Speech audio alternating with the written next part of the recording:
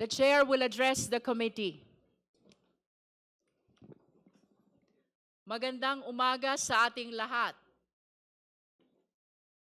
Good morning. Good morning. Before anything else, it is important that we begin by looking back. Because the work we have today is anchored on what has already been laid on record. Noong nakaraang pagdinig, April 14, we began by affirming our constitutional mandate, our exclusive power to initiate all cases of impeachment. Nasa atin ang unang galaw, nasa atin ang direksyon, at hawak natin ang beat. Ngunit nabanggit din natin na malinaw ang limitasyon ng ating papel sa yugtong ito. Hindi pa ito paghuhusga. Our task at this stage is simply to determine probable cause kung may sapat na batayan upang magpatuloy. As Congressman Benny Abante stated, sisilipin natin kung may usok. Dahil kung may usok, tungkulin nating hanapin kung nasaan ang sunog. During our last hearing, we formally recognized the complainants, Father Sabalya and his group, and of course, Attorney Cabrera.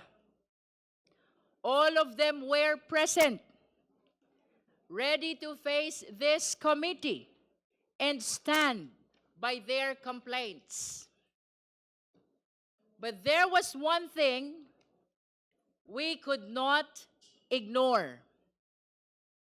Something that was right in front of us. The empty chair of the Vice President. Wala po siya nitong nakaraan. Habang nandito ang mga nagrereklamo, ang tanging humarap sa atin ay isang bakanteng upuan. And yet, with or without the presence of the Vice President, with or without her cooperation, tuloy ang mandato ng komite. At umusad nga ang ating pagdinig noong araw na iyon. First, we formally received subpoena documents, all of which are now part of our record. Second, we heard a statement of Ramil Madriaga, who testified for the very first time in a public hearing. Through his supplemental affidavit, we were confronted with a staggering allegation that confidential funds were spent not just in 11 days, but were purportedly disposed of within a mere 24 hours. Hindi 11 araw, sa halip 24 oras. Milyones na naubos sa loob lamang ng isang araw. Mabigat ang mga binitiwang salita ni Ramil Madriaga at minsan pa siyang naiyak habang binabasa ang kanyang supplemental affidavit. To back his words, he signed a bank waiver to prove that he has nothing to hide. During one exchange, Congresswoman Janet Garin recalled the family controversy and could not hide her frustration upon hearing Ramil Madriaga's allegation that the Vice President's campaign may have been financed by Pharmally, an assertion that, if proven, further deepens the seriousness of the issues now before this committee. Third, and with the help of Congressman Joel Chua, we have adopted the records from the Committee on Good Government and Public Accountability, the testimonies of various resource persons regarding the envelopes and the questionable receipts and other statements given in that legislative inquiry are now officially part of this impeachment process. Fourth, we heard from the NBI expert, and their findings are very clear. Kinumpirma nila na base sa kanilang pagsusuri, several question signatures were actually signed by one and the same person. This proves that there was a pattern, and it raises even more questions about who was really behind these documents. Magkakaiba ang mga pangalan, ngunit iisa ang perma. I will repeat, magkakaiba ang mga pangalan, ngunit iisa ang perma. Fifth, we heard from a representative of the PSA who confirmed that several personalities appearing in the records have no corresponding entries in official civil registries. Kabilang dito ang kontrobersyal na pangalang Mary Grace Piatos na batay sa kanilang verifikasyon ay walang umiiral na PSA record. Si Mary Grace Piatos ay wala sa data ng PSA. Sixth, we heard from Attorney Gloria Camora of the COA, who confirmed that the Commission proper has resolved the Vice President's appeal on the notice of disallowance, effectively affirming that this allowance covering more than 73 million pesos. She further disclosed that the COA has issued 3 additional notices of disallowance, indicating continued deficiencies in compliance. These developments lend significant weight to the financial irregularities under examination. As noted by Congressman Chel Jokno and Congressman Antonio Tino, this effectively render the Vice President liable to return all these amounts. 73 million pesos plus 375 million pesos to the National Treasury. Ang Vice Presidente ay may pananagutan na ibalik ang 73 million plus 375 million, total of 448 million sa ating National Treasury. And when we heard all these resource persons, the committee will note that while I disallowed certain probing questions to ensure fairness, I nonetheless permitted all inquiries that sought to clarify the truth.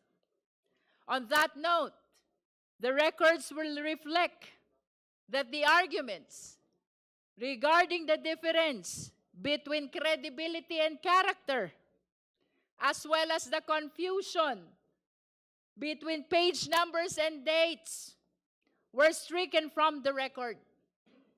We have done this to maintain the integrity and order of these proceedings. Sa kabuuan, what we saw was not a single piece of evidence, but a body of evidence. Hindi pa isa-isa, kundi magkakaugnay. But after the hearing, the story did not end there. Sa katunayan, doon pa lamang nagsimula ang mas malakas na ingay sa labas. Marami ang nagulantang. Marami ang nag-react. The hearing became the subject of headlines, discussions, statements, particularly from the Vice President. However, it is worth noting that instead of addressing the core issues, the focus shifted to a peripheral matter, ang academic performance umano ng Vice Presidente nung siya'y nag-aaral pa. Samantalang, ang mas mabibigat na usapin tungkol sa confidential funds, sa mga dokumento, sa mga transaksyon ay nananatiling hindi direktang nasasagot. Kumbaga, sa 100 ebidensya, isa lang ang pinupuntirya. Let me be clear. This committee will not take anything at face value, whether said inside this hall or outside of it. Hindi tayo basta maniniwala sa ingay. We will evaluate everything dahil ang katotohanan ay hindi matatagpuan sa mga press release. Ito ay nakasandal sa mga dokumento at sa mga salaysay na sinumpaan. Sa totoo lang, nagos na nga tayo. Tila ginagaslight pa tayo. Ang mas mahalagang tanong ay kung nasaan ang pera. Ngunit ang sagot sa atin ay tungkol sa grado sa kolehiyo. And the worst part, this explanation is not being made here, but everywhere else. Ang gusto natin ay testimonya sa ilalim ng sumpa. Pero ang ibinibigay sa atin, press release at content sa social media. Again, let us be clear. Hindi tayo basta maniniwala. We will evaluate everything.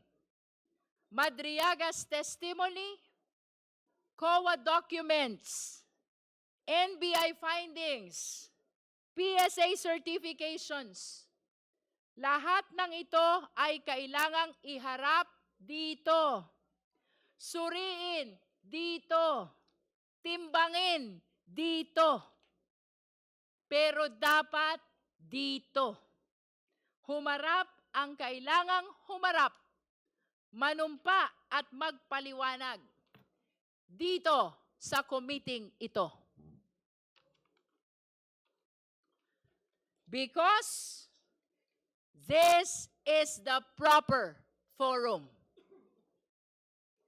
Hindi sapat ang magsalita sa labas. If there's anything to clarify, the best and the only place to do that is here, before this committee, under oath and on record. And that brings us to today. Ngayong April 22, malinaw, the work of this committee continues. Ang mga isyong inilahad ay hindi natapos noong nakaraan. Today, we expect further evidence from the Office of the Ombudsman, from the Bureau of Internal Revenue, from the Securities and Exchange Commission, and especially from the Anti-Money Laundering Council. We also anticipate testimonies that will help contextualize the data before us, and that includes from former Senator Sonny Trillanes. Kung mapapansin ninyo, ang pag-uusapan natin ngayon, mga numero, SALN, tax records from BIR, reports from AMLC. This is the part where the numbers have to be studied, compared, analyzed.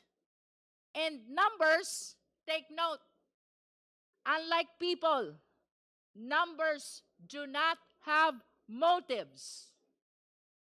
Numbers do not lie. Again, numbers do not lie. At dito po, nagiging mas mabigat ang usapan.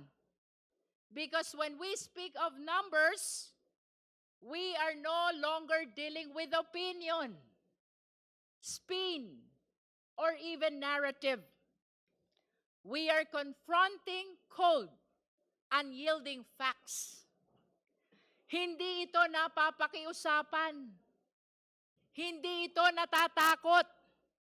Hindi ito napipilit magsinungaling. A number either matches or it does not.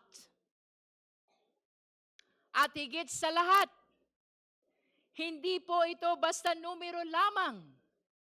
Pera ito ng taong bayan. Pera ito ng manggagawang Pilipino na araw-araw kumakayod, ng pamilyang nagtitipid para makabayad ng buwis, ng bawat Pilipinong umaasa na ang kanilang ambag ay napupunta sa tama. A peso is either accounted for or it is missing. At kapag pinagsama-sama ang mga numerong ito mula sa SALN, BIR, AMLC, they begin to tell a story which no press conference can rewrite, no diversion can erase. Because numbers, once laid bare, speak with a clarity that cuts through noise. And when they point to a discrepancy, they do not whisper. They demand to be answered. Kung ayaw magsalita ng tao, kung ayaw humarap ng vice-presidente, hayaan natin na ang mga numero ang magkwento. Sa hearing na ito, we shall therefore enter the territory of forensic truth. Sa pamamagitan ng mga numerong ito, malalaman natin ang tunay na pagkatao sa likod ng posisyon. Siya ba ay tunay na public servant o isa pa lang private billionaire? At ang direksyon natin ngayon ay simple, ngunit matibay. We follow the evidence wherever it leads. Hindi tayo magpapadala sa ingay. Hindi tayo lilihis sa proseso. Ang ating sandigan ay ang konstitusyon at ang ating layunin ay ang katotohanan. Because in the end, ang tanong ay hindi kung sino ang pinakamalakas ang boses. Hindi kung sino ang pinakamaingay sa labas, kundi kung saan tayo itinuturo ng ebidensya. As we see it now, the chair right before us, it remains empty. At tila, sanay na po tayo sa tanawing iyan. Ngunit kahit bakante ang upuang iyan, even if that chair remains empty, this room is full of the people's questions. Napakaraming tanong. Mga tanong na sa kabila ng pag-iwas, hindi mawawala. Sa kabila ng pananahimik, hindi maglalaho. Mga tanong na kailanman ay hindi kayang takasan ng bakanteng upuan. Not today. Not anymore. Let the evidence speak.